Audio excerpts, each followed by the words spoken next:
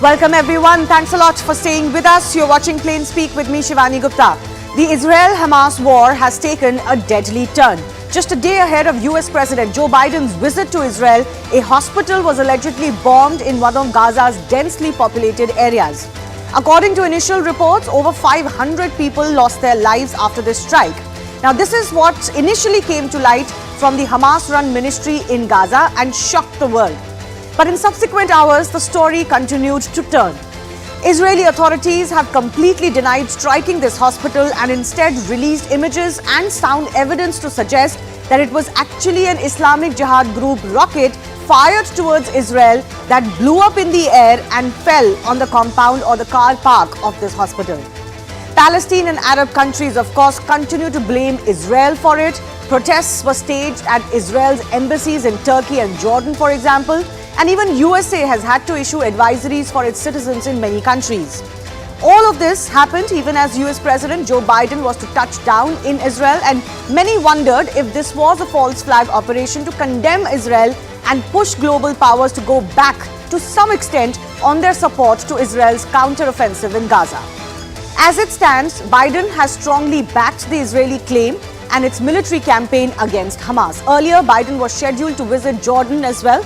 But Palestinian President Mahmoud Abbas and Jordan's King Abdullah have pulled out of this so-called Arab summit post this blast news. Will we ever really know who is to blame? It's tough to say. Was the hospital attack an Israeli action or a misfire by Hamas and Islamic Jihad? And regardless of who you believe, what impact is this likely to have on the ground situation? We'll take those questions to our guests joining us in just a bit. But first, let's take a look at the statements that have been made by Israel and Palestinian Islamic Jihad, which is one of the groups that fights alongside terror group Hamas and is being blamed for this particular rocket strike that fell into this hospital. So Israel, of course, has said that Islamic Jihad is responsible for this attack, while the Palestinian Islamic Jihad is saying that the Zionist regime, which is Israel, is trying hard to evade responsibility over this deadly strike. Israel says that Islamic Jihad's rocket misfired, it broke up in midair, and then one of the portions fell into the hospital and hit the hospital. Islamic Jihad says the accusations by the Israeli army are false. Remember, Israel has, of course, come out to say in repeated statements to the media and even press conferences that there are footages and audio evidences that show and prove that Islamic Jihad's role is beyond doubt, and they are trying to pin this on Israel to somehow garner sympathy because of what has happened after Hamas attack. But Islamic Jihad says that this is usual fabrication of lies by pointing fingers at us. Of course, Israel has said that as far as the situation is concerned, it is not okay to go by terror groups' words and actions, and it is their strategy and has been their strategy for a long time to do exactly this. But let me just bring you some of those videos and images that have come to light. So this is one of those videos that has come to light that actually supposedly, allegedly captures the moment of that particular missile which was fired allegedly from Gaza towards Israel but blew up mid-air and then fell. One of those portions fell into the compound of the car park of the hospital. So this is the moment where the missile blows up mid-air and then it continues to fall down, and suddenly, precisely at that time, you see this blast take place, and this is the blast site that has been identified as the blast site of the Ahli Baptist Hospital. Of course, Israel has also released some images to suggest that these are radar footage which show that multiple rockets were fired from that particular point and the hospital was on its way. It's also important to note here is that there is a high percentage of the Hamas and Islamic Jihad missiles and rockets that actually do not reach their intended target and fall within their own territory. Important to also point out here exactly what is the American view. That's what everybody was waiting for, because this news was breaking all across the world as the American president was making his way to Tel Aviv. So today he discussed with Israel their offensive plans against Hamas and how they're going to ensure minimum civilian casualties. He has backed the Israeli Prime Minister Netanyahu over the hospital attack in Gaza and has said the following. He has said that Hamas atrocities make the ISIS look more rational And this is really what has angered many of the global powers, just the brutality with which Hamas has slaughtered the Israeli citizens. Hamas does not represent the Palestinian people. The US president continuing to make that distinction. He has said he is deeply saddened and outraged by the explosion, mind the word, explosion that has taken place at this hospital, but he went on to back Israeli claims to say that the Ahli hospital blast was caused by the other side and not by Israel. And many news outlets, frankly, that initially reported the Israeli strike have also gone back on it, and there is also no clarity really on the number of casualties that were being touted to as large as 500 when the news initially broke. But the big question is this: we're at a very important stage of this conflict in the Middle East. Exactly whose version is going to be believed? Can there be definitive proof in this, whether this was Israel action or Hamas misfire? And what impact is this likely to have on the ground situation? Let's take that to our guests.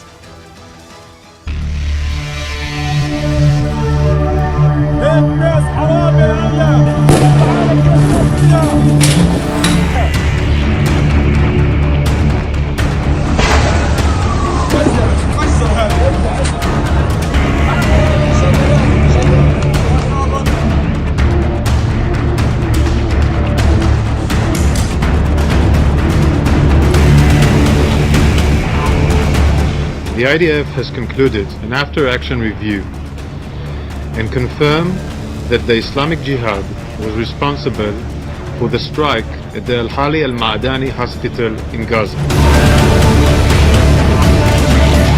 بقول لك أول مرة بنشوف الصاروخ زي هيك والشظايا هذه، فبقول لك تبع الجهاد صواريخ الجهاد الإسلامي. إيه؟ فهم بقولوا طبعا الجهاد الإسلامي. من عندنا هذا شكل من عندنا. Explosion at the hospital in Gaza yesterday, and based on what I've seen, it appears as though it was done by the other team, not you. I can assure you, Mr. President, Israel is united to defeat Hamas, and we will defeat Hamas and remove this terrible threat from our lives. Hello, Moto.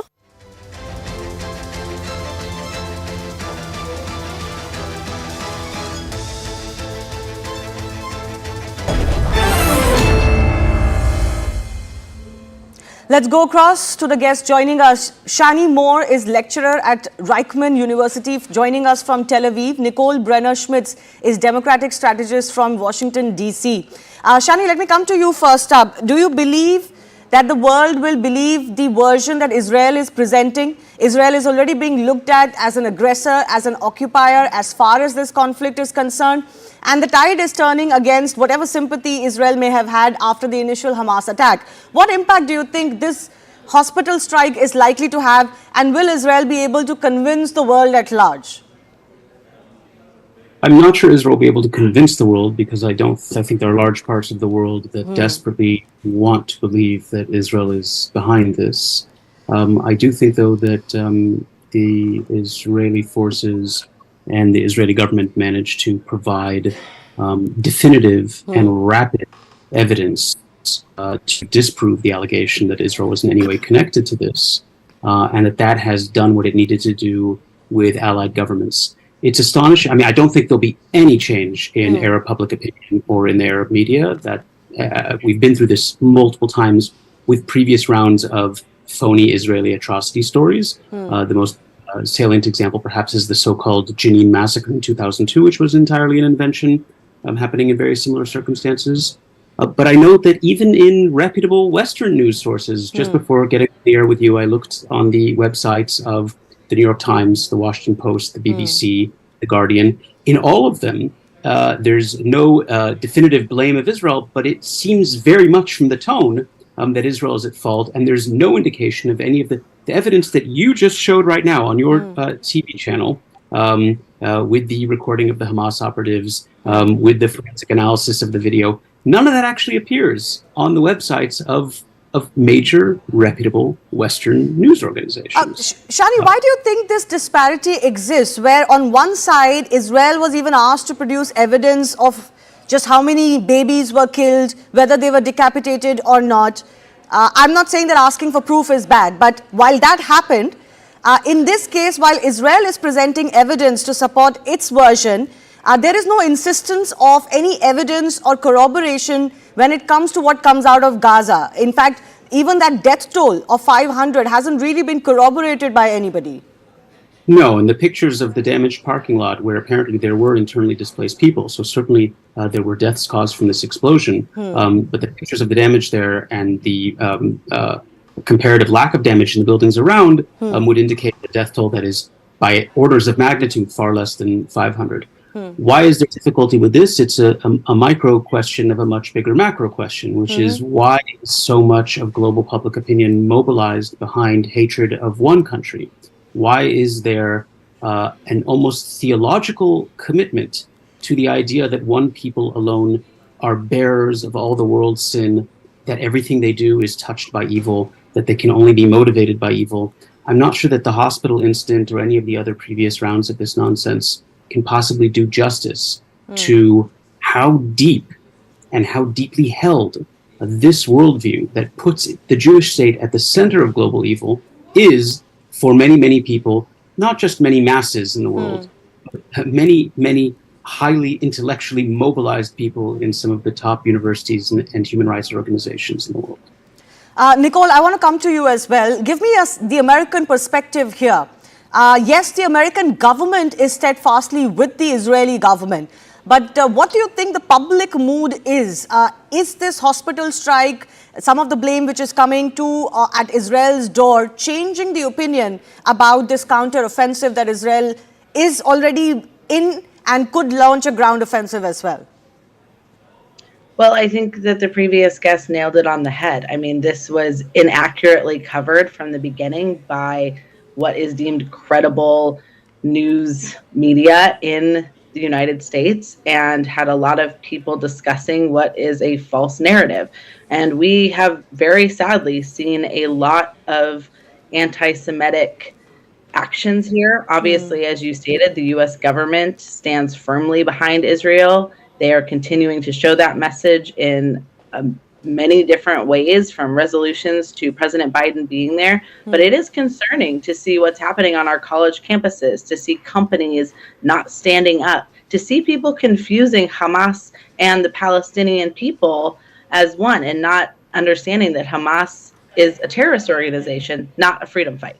So we have a lot of work to do still here in the United States, but it certainly is incredibly helpful both within our country and on the global world stage that the government, in a very bipartisan manner, has been very clear that we stand with Israel and that we need to do everything we can to ensure that Israel has the right to defend itself. But do you believe that there is a large concern even amongst those supporters? And we are seeing some sort of disagreement within the Democratic Party. For example, there are senators asking questions of US President Joe Biden.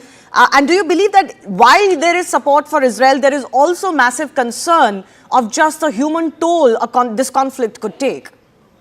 I think there's concern. Look, there's another thing that happens all the time, which is conflating standing with Israel and supporting Israel's right to defend itself and supporting every decision that Prime Minister Netanyahu makes.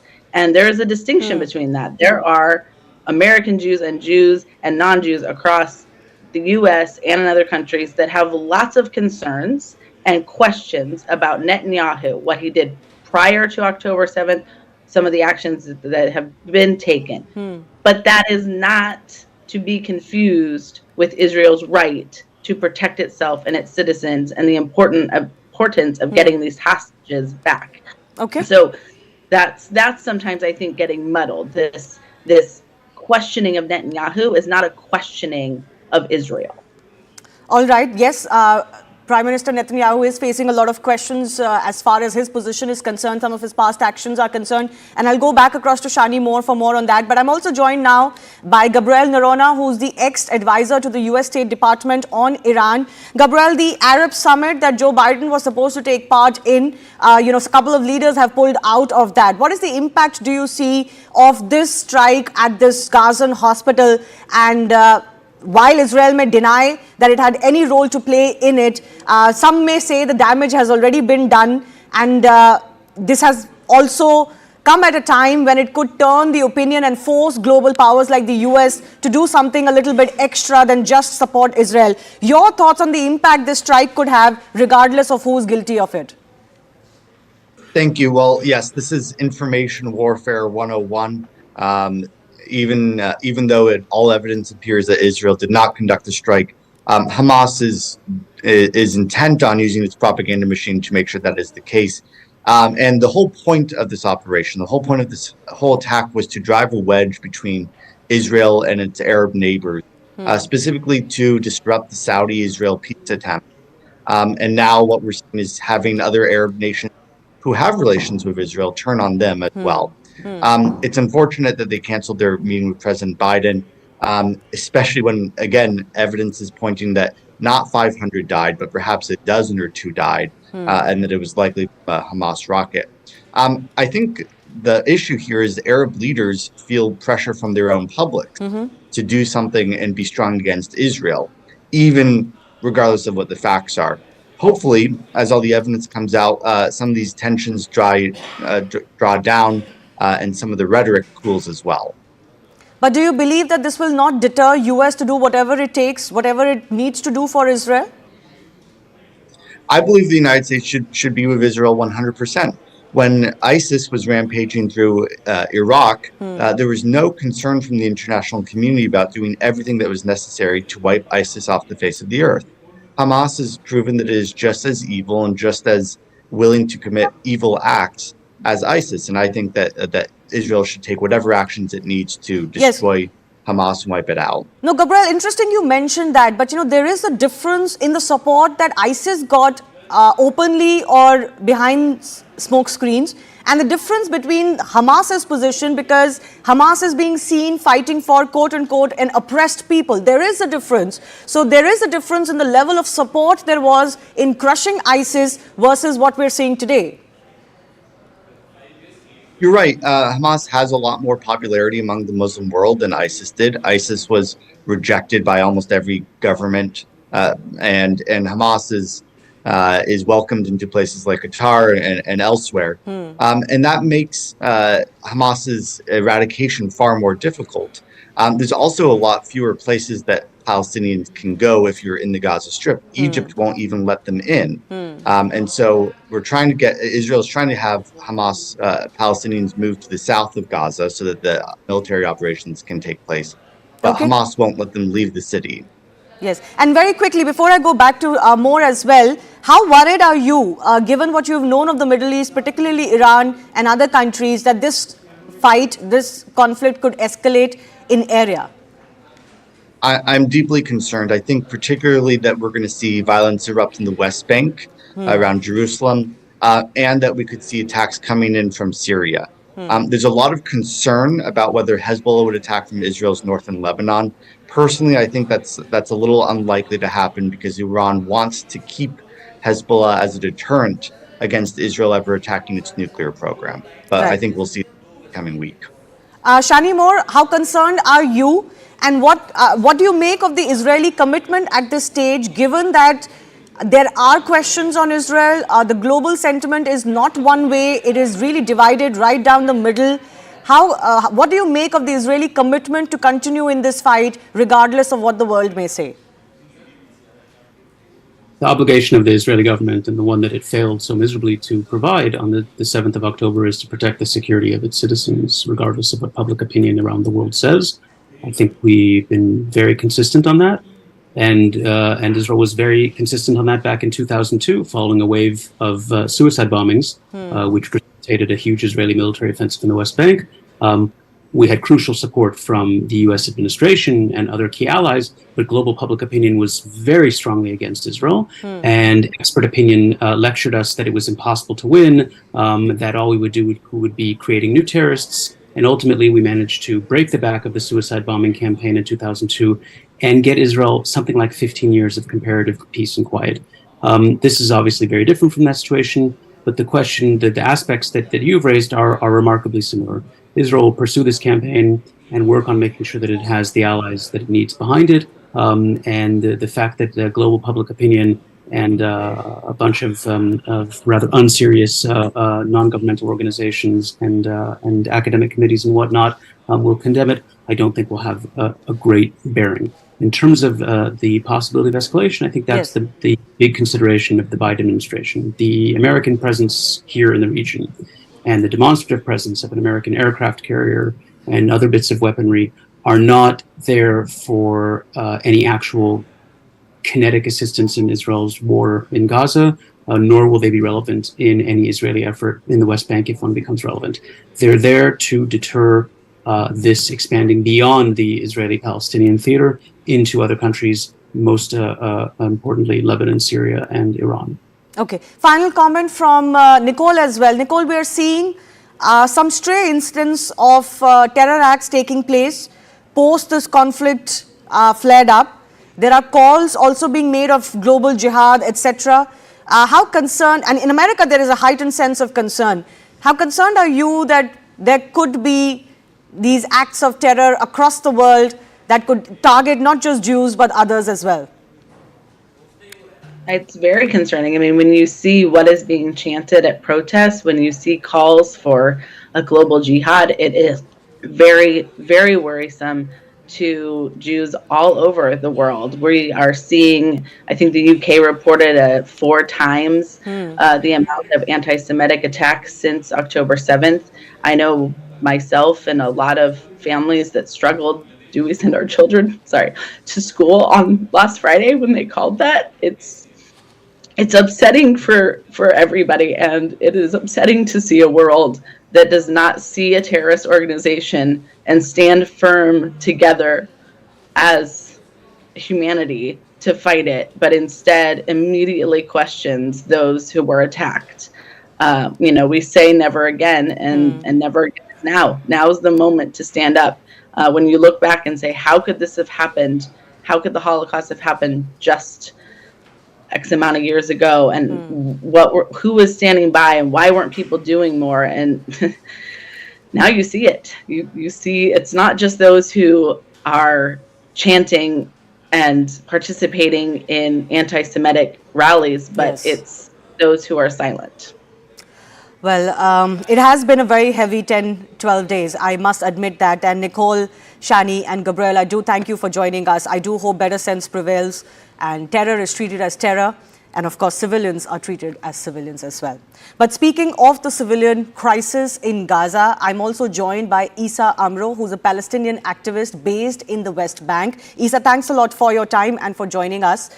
This blast that has occurred in the hospital in Gaza, a lot of casualties are feared. The IDF says this is not their missile attack, and actually it was a misfired Hamas or Islamic Jihad rocket. How do you look at this statement from the IDF and the situation that has transpired in this hospital?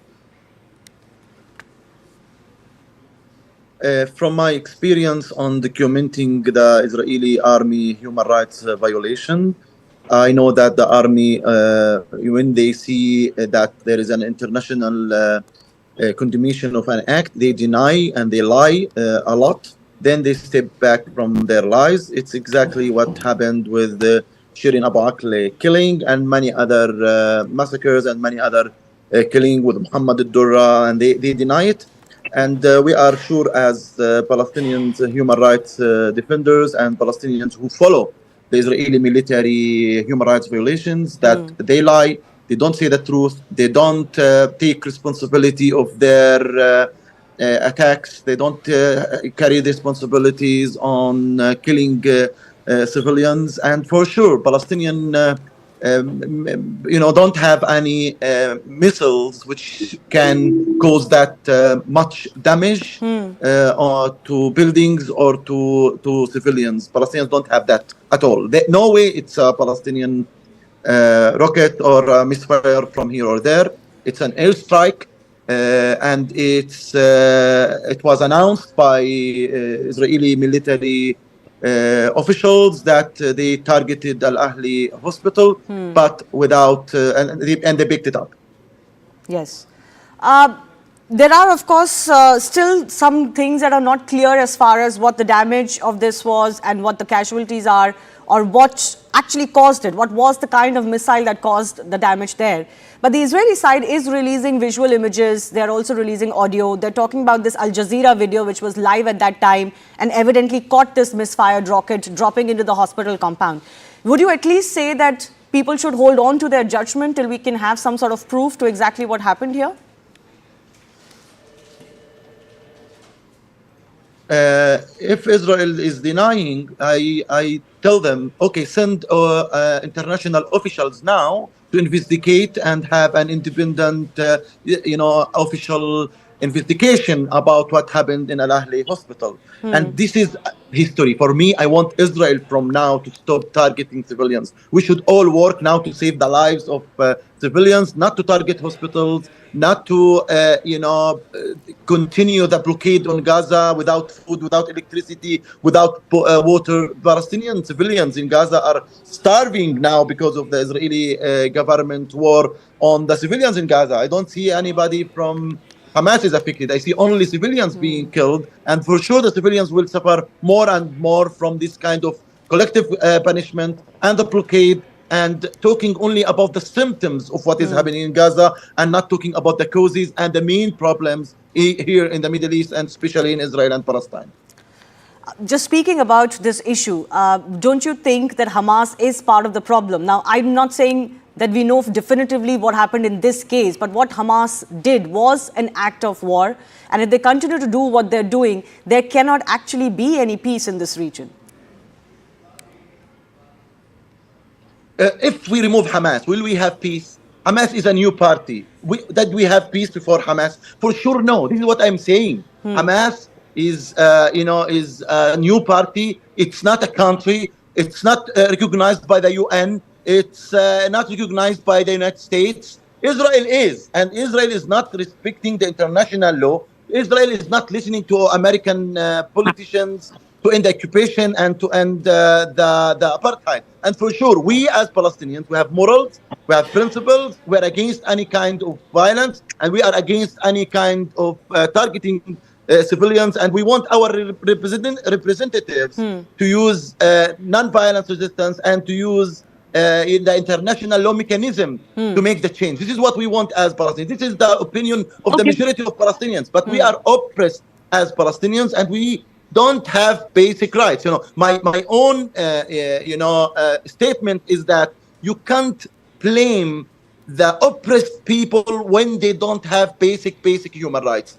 Gaza is sieged. Gaza have no food. Gaza has no electricity. Gaza is really in a very bad situation. Bring the most peaceful cat, corner the cat, put it in a cage for 1 month. Then the cat will be a lion. The cat will be very, very violent. This is what is happening in Gaza. This is what is happening in West Bank with the house demolition, with the settlers' pogroms, with the Israeli racist government denying the Palestinian basic rights. This is the main causes. The main causes is the occupation and the occupiers, and we should all go to the main causes and the roots of the causes to solve the conflict, not to talk about the symptoms. This is something very important. You don't check the symptoms. You go and check what is the main causes of this conflict, and everybody agrees it's occupation, apartheid, and Israeli racist government for long time. Okay, I have to leave it at that. I do take your point of view. And of course, there's the immediate situation of what happened in this case and what could happen in the next few days. And there's the larger, quote unquote, solution that needs to be looked at. But whether that solution can come or not, when you're facing groups like the Hamas that are hell-bent on their own agenda, is a big question mark right now. But speaking of this entire situation, as far as the Middle East is concerned, I'm also joined by another special guest.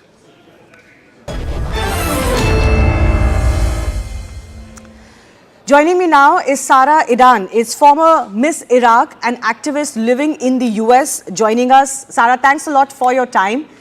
You've seen this entire fight and the Muslim world, up in arms against Israel. We've seen a lot of support coming in for Hamas as well, even in the aftermath of the October 7 attack. We all know where Iraq, your country, stands, where Iran stands. But you feel differently. Could you first begin by telling me why is it that you are not condemning Israel? In fact, you are condemning Hamas and Hamas as a terror group. First begin by telling me that.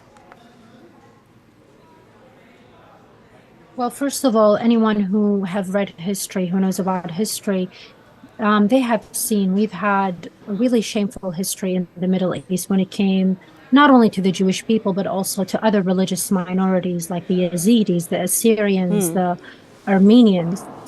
And I think when it comes to the Jewish people already know. They've already been through it, not only in Europe with the Holocaust, but also in the Middle East. If you look at Iraq back in the 50s and the 40s during the Farhud, if you look at Iran, Egypt, Morocco, Libya, hundreds of thousands of Jews have been persecuted, have been expelled from the countries. And I think they know exactly the mentality of the Arab, of the Muslim world, sadly, the majority, who cannot sympathize because it's a different religion. So when it came to Israel and what happened with Hamas, I think, the entire world, we all saw that Hamas basically attacked Israel. They invaded, they massacred their people, women, children, they raped them. And it was an entirely like something we have only seen only with ISIS. Right. And what really amazes me is because, I've watched my people and I remember what happened when ISIS, when they held ground in Iraq and in Syria. We had to go to war against them. We sent armies to fight ISIS until we kicked them, from outside our countries. So what I don't understand is why when this happened against the Jewish people and Israel responds, Arab people are upset. I don't think anyone has the right to speak on behalf of Israel. Only Israel can speak on its behalf, and only they can decide, and only they know what is best for them because they know the mentality. They also have watched our countries being quiet when their people were massacred. And better to be safe than sorry. We're also witnessing that a lot of young people, even in college campuses all around the world, in USA where you live, are coming out in support of Hamas, despite the brutality with which they attack the Israeli people. Why do you think that is? From my understanding, from all those people that I've actually spoken to, whether it's on social media or on campuses, as you know, I'm an activist and I have spoken at many campuses here in the US, and I've even had arguments with some of these groups like Justice for Palestine, and they truly do not believe in Israel's existence. So to them, they see Hamas as freedom fighters. They see them as those like power that's gonna liberate Palestine, because in their head there is no country called Israel. And if when you speak to them, when you talk to them, and they're honest with you, they say we don't believe in Israel's existence. They believe Hamas are fighting the occupiers. So of course they're gonna excuse the behavior. I think many of them, they jump on the wagon of the anti-Semites and of the people who hate Israel, and they attack Israel and they say, oh, look what Israel is doing and all of that. But when it comes down to it, if you ask them, how much percentage do they believe that the Jewish people are entitled to in the land of Israel? That is the real question. Because I have not met a single one of them, an Arab, Muslim, or those people who actually believe that the Jewish people deserve a state. Their slogan is from the river to the sea, Palestine will be free, which means the eradication of the state of Israel. So you can't even have a conversation with those people. So are you suggesting that at the end of the day, this isn't just about the land and who's the rightful claimant, that this is about Muslim fundamentalism at the end of the day, basically a religious war, a religious fight against another religion? Absolutely. It is absolutely about Islamists and about extremism. But what really has surprised me is that before this, I used to think that this only came from radicals, like, people who are extremely religious. But from my conversation on Twitter, on Instagram, and dealing with, by the way, I lost so many friends over this, even people who are, I would call secular Muslims, who have not seen pray every day and, and do all these things. They all stand with Hamas. They all don't believe in Israel existence. They all have posted, from the river to the sea, Palestine will be free. And that's a sad reality. They just cannot comprehend that Israel, that the Jewish people, that this land belongs to them. They always view it as a Palestinian land invaded by the Jewish people. When you talk to them about history, they don't care. But this only applies to us. Like if you look at Mesopotamia, like we have expanded all the way to Asia and Europe, and the same thing with many empires in the world. But sadly, when it comes to Israel, and they know this, and this is even mentioned in our religion, it's mentioned in Quran, it's mentioned in our history books, and there are all these evidences, they still don't give the Jewish people any respect, because I think it's all about, let's support our people, let's support our religion, and they just cannot sympathize with other people from outside their religion. There's been a lot of fighting that is taking place in Gaza between Hamas and Israel. And now there's been this news of this hospital attack coming under attack. Of course, there are two different versions coming out, whether it was an Israeli attack or a Hamas or Islamic Jihad missile. But fundamentally, this is also about civilian lives being lost. There is only one version. There's only one version, and we've all seen it on Al Jazeera, which is the Qatari-funded, Muslim Brotherhood-funded channel. The irony of it is that when the explosion happened, they jumped to attack and say it's Israel. How can any news media outlet confirm who attacked this in 2 minutes? And the irony of it is that they had an interview with one of their reporters in Gaza, and they were filming, and you can see the footage. You can see the rocket when it was launched, and then it exploded in midair. It was a faulty rocket, and then it fell, sadly, on the people of Gaza. And they cut the interview short, and they were like, let's wrap it up, let's wrap it up. And anyone who can see this interview can see that. And besides that, you have seen as well, I'm sure that the IDF also said that they had no hand in this. And from what we have observed, in the past few days, the IDF, they never deny anything. When they bombed Gaza, and they did bomb Gaza in certain areas, they said, we bombed this, we bombed that. They have no reason to lie to the public about why they're bombing. And it's been confirmed by the IDF spokesperson, by the media, and especially by the footage that we have seen on Al Jazeera channel. Okay. I'll leave it at that. Of course, this could have some sort of impact on what happens on ground, or maybe not. But Sara Aidan, thanks a lot for speaking to us.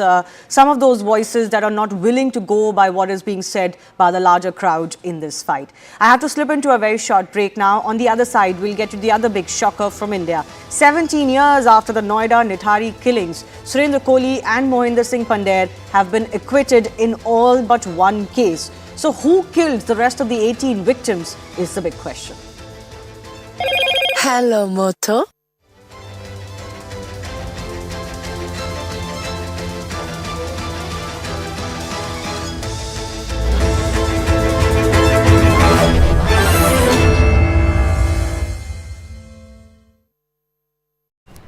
Okay. A law to always be upheld. Thank you very much.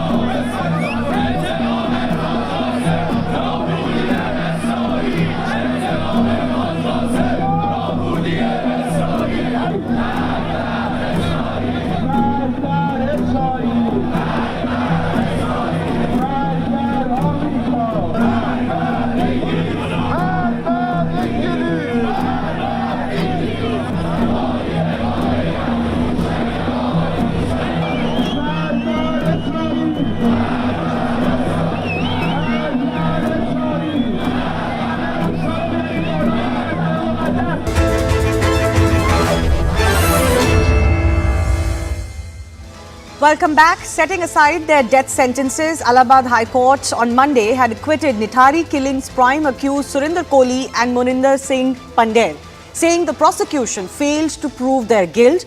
This case had shocked the country 17 years ago, and now it has shocked one and all again with this acquittal, leaving the question in everybody's minds: what about those skulls and skeletons that were found? Who killed those victims? This case is related, remember, to the murder of a 20-year-old woman who was reported missing in October 2006. The killings had led to the recovery of skeletons and belongings of missing girls from a drain outside businessman Pandher's residence in Nithari village bordering Delhi in December 2006. Koli, the other accused, used to work as a domestic help and lived in Pandher's residence. Now, this is what the court has said while acquitting the duo of almost all charges and cases. The court has lashed out at the failure to comply with requirements of recording confessions. So, this has been a case absolutely against the prosecution. Disclosure statement was full of contradictions. The court also said that the statement by sole prosecution witness was unreliable. 16 FIRs lodged against Koli was not convincing. Accused has also alleged torture by the probing agencies in this case. No independent corroboration of murder, rape and cannibalism, all the charges that were made in this case. Events mentioned in confession, court, are highly improbable is what the court had said. The possible angle of organ trade was not even investigated properly, and the court lamented that important aspects of the case have been dealt in a disheartening manner. So what happens to the duo now? Here is more. Surinder Koli was acquitted in 15 of the 16 cases against him. In the remaining case, he is already serving a life sentence and he will continue to be in Ghaziabad prison for that sentence. Moninder Pandher, on the other hand, had initially been named in 6 cases. He had already been acquitted in 4 cases earlier, and now he has been acquitted in the remaining 2 cases as well. So he is all set to be released from the Noida jail soon.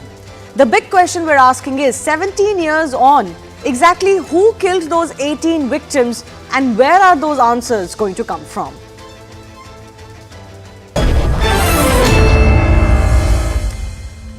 Let's go across to the guest joining us. Manisha Bhandari is Moninder Singh Pandher's lawyer. Sumit Chander is advocate Supreme Court, and Dr. Vikram Singh, former DGP of Uttar Pradesh, is also joining us. I do thank you for your time. Dr. Vikram Singh, I'm coming to you first. This is quite an indictment of the police in this case. The verdict is such a horror for the police and the investigating agencies to read. Shivani, you're absolutely right. The High Court verdict needs to be inquired deeply as to where the fault lines lies. The prosecution, I would say that the prosecution failed in its duty to make a convincing case in the High Court, whereas the CBI trial court, the High Court and the Supreme Court had already convicted both of them. In the backdrop of this development, to get this kind of a judgment, I respect the Honorable High Court, but yes, the inquiry needs to be done on the basis of what shoddy prosecution and what flaws in the investigations were there. The High Court has pointed out several horrible fault lines in the investigation. The confession extracted, not recoveries. It is unconvincing a case. I agree, cannibalism is the rarest of the rare case. And in my own lifetime, this is the only case of cannibalism. But there always has to be a first time, and it has to be investigated as such. The CBI sent the Interpol, and only South Africa exerted and said that this was one case. But on the fact of it, the harsh remarks by the Honorable High Court needs to be investigated, that once you have a conviction by the trial court, the High Court, the Supreme Court, and to have this kind of an embarrassment, well, this calls for a deep inquiry and heads should roll. Yes. In fact, the court has said in its order, and I quote, inferences of many kinds, including collusion, etc., are probable on account of such serious lapses occasioned during investigation. However, we do not intend to express any definitive opinion on these aspects and leave such issues to be examined at an appropriate level. Sumit Chander, don't you think there should be some accountability of what exactly happened here, as Dr. Vikram Singh is saying? Absolutely, there needs to be an accountability. In fact, if you look at what has happened, though there was a confession recorded in this case, this confession was recorded after about 60 days of remand. Why did it take so much of time? And if you look at why the High Court had granted the acquittal, it was basically on procedural aspects. One of the important procedures is that a statement is to be recorded before the magistrate under section 164. That statement itself was not recorded. and if it was recorded, it was not signed by the accused. Now, signing by the accused and the magistrate on that statement is absolutely important in law as per section 281 of the CRPC.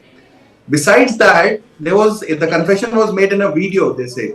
Now, the transcript of the video is also to be signed by the magistrate as well as the accused, which also I'm told that in this case, as per the judgment, it was not done.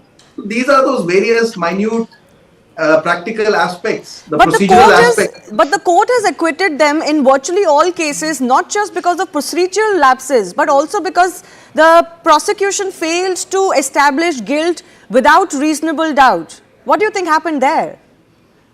See, guilt without doubt will have to come only if the statements have been recorded as per the law provided.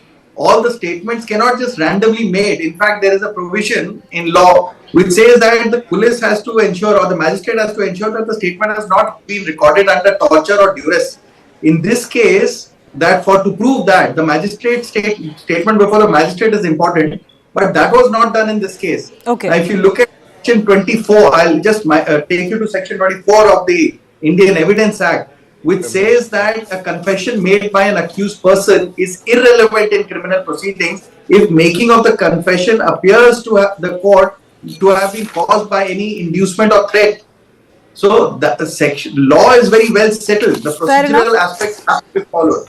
Let me go across to Manisha Bhandari as well. I'm sure you're looking at this as a big success, but could you in your words describe what this acquittal means for you and your client?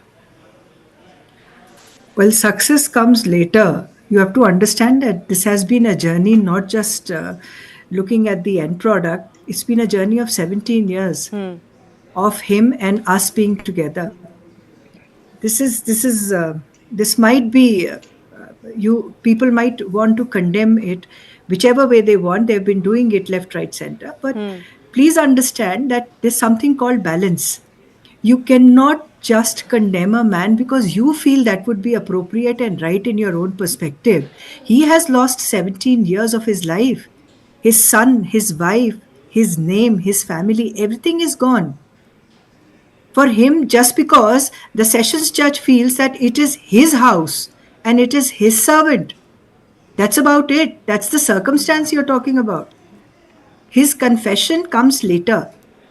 There are just 3-4 circumstances enumerated by the learned sessions judge, and the same sessions judge acquits me. It's, Mr. DGP, he has said that I stand convicted by the Honorable Apex Court. That's wrong. My first conviction came by the Sessions Court way back in 2009, and 2010 I stand acquitted by the Honorable High Court. After that, the CBI has not gone in appeal, by the way. It is the complainant who's gone in appeal. I am not convicted, neither by High Court nor by the Honorable Apex Court. I stand acquitted by the Sessions Court in 2 cases. So, as on date, this is it's actually not success. It's a moment to understand for everybody that his stand, his family's stand, our stand has been vindicated. I get that, but do you also believe that the public at large believes that they were not guilty? There's no question of public believing or not believing. I'm not concerned with that. And why should I be concerned or he be concerned? Please see, public has not read the judgment. Public has not read the evidence. Public has not read the Honorable High Court's judgment. And I'm sure most of us haven't.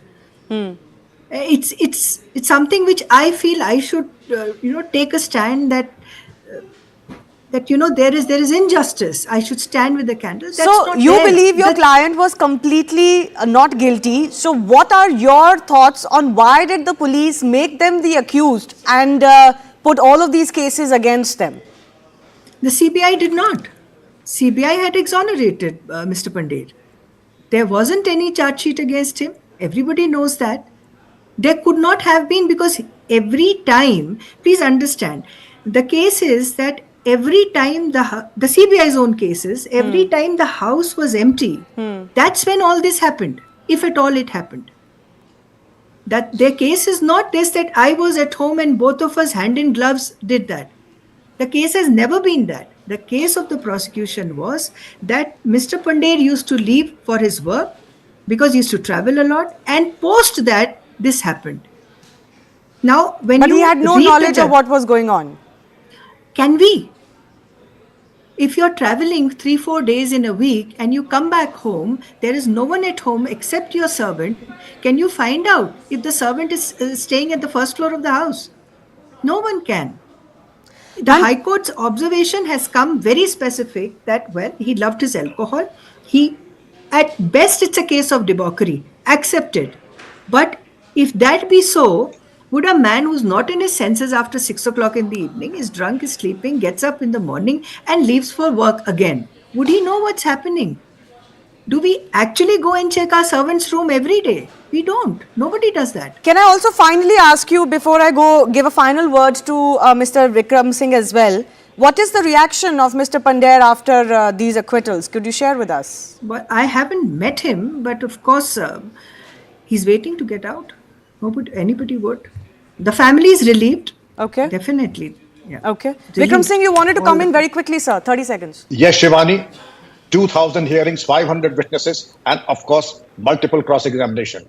As a learned lawyer, Manisha ji has done a commendable job, but the fact of the matter is, none of them got any relief from the High Court or the Supreme Court. In the current case at the High Court, yes, there were horrible mistakes and blunders that were committed, and the evidence was not adequately produced, nor was the prosecution attended to, and that is why you have such adverse remarks from the Honorable High Court. That, of course, is a matter of discussion and debate, and also appeal to the Supreme Court. Right. But the underlying factor is the 500 witnesses. Pandher has been charged under 201 of the IPC, as also immoral trafficking as well. But Koli has been convicted, and there is multiple evidence. It's a different matter that it was produced. That does not mean that yes, the case wasn't fought very well. He has, of course, one of his cases still stands, and he's serving a life sentence in that. Mr. Pandher, I want to give you the final 30 seconds as well. Now, fundamentally, this is about justice. What happens to the justice of the families who lost their loved ones, young girls and others? What is the way forward for them in this case?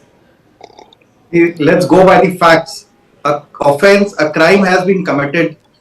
Arrests have been made. What the High Court in its acquittal, while giving the acquittal, has given in the judgment is that there have been procedural lapses. Now that needs to be seen and taken up. The people, the officers in charge have to be taken to task. The matter still can be taken up to the Supreme Court. But end of the day, what remains to be seen is the person or the accused who are guilty of this offense should be punished. How? That is for the investigating agencies to come up and do the proper trials so that the proper accused can be brought to task here. Yeah. So that is what needs to be seen. And the law of our country is very simple. In fact, the law of the land says that every person who is accused, let many guilty be gone free. Yeah, but no one innocent person should be convicted. I get that. In this case, it's very complex because you've got clearly one conviction. So there is some guilt that has been apportioned, but you haven't been able to prove the other cases against that one individual. It could also be the other individual who was the accused for 17 long years, had nothing to do with it, as the court now says. There is both a question of guilt, proving that guilt, and of procedural lapses and more. But fundamentally, the question is, what happens to those families that were seeking justice as far as those deaths and killings are concerned? But I've run out of time. I do thank all of our guests for joining us. One more shocking legal case in many such cases history in the country surely puts a question on the legal judicial system in India. With that, it's a wrap from me. Rahul Shivshankar is joining you with the hard facts on the other side.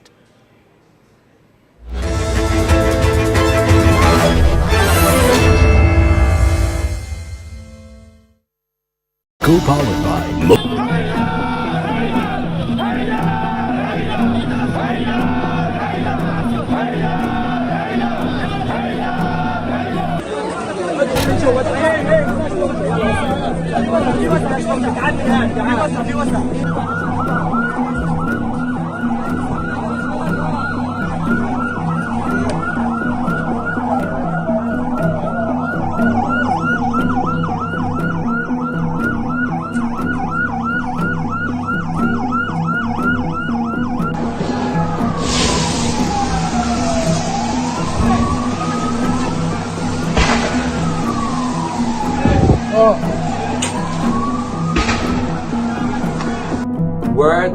fail me.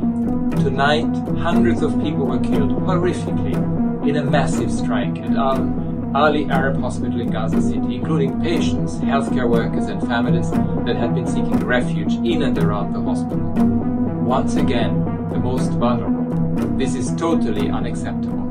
At least 6 people were also killed this afternoon when an UNRWA school was hit in Al-Maghazi refugee camp in Gaza's middle area. The school had been serving as a shelter for some 4,000 people seeking refuge. Hospitals are sacrosanct and they must be protected at all costs. We don't yet know the full scale of this carnage, but what is clear is that the violence and killing must stop at once. All states with influence must do everything in their power to bring an end to this horrendous situation. Civilians must be protected and humanitarian aid must be allowed in to reach those in need as a matter of urgency. Those found responsible must be held to account.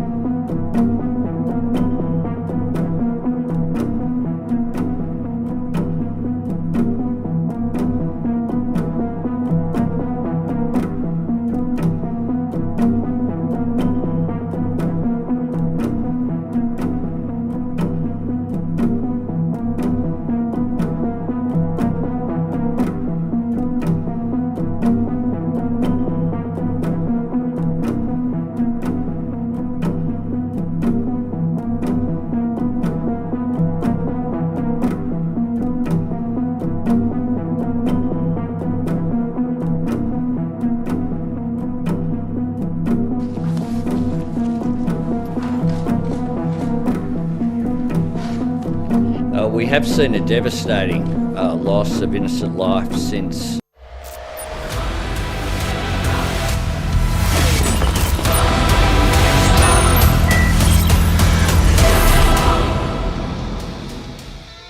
Viewers, the world woke up to searing images of human suffering and cruelty today. The grotesque aftermath of a missile strike, you can see those pictures to the left of your screens. Hundreds of bodies charred beyond recognition lay strewn around the lip of a yawning crater where once a multi-storied hospital stood in the heart of Gaza. The Israelis say it wasn't one of their rockets that did the damage.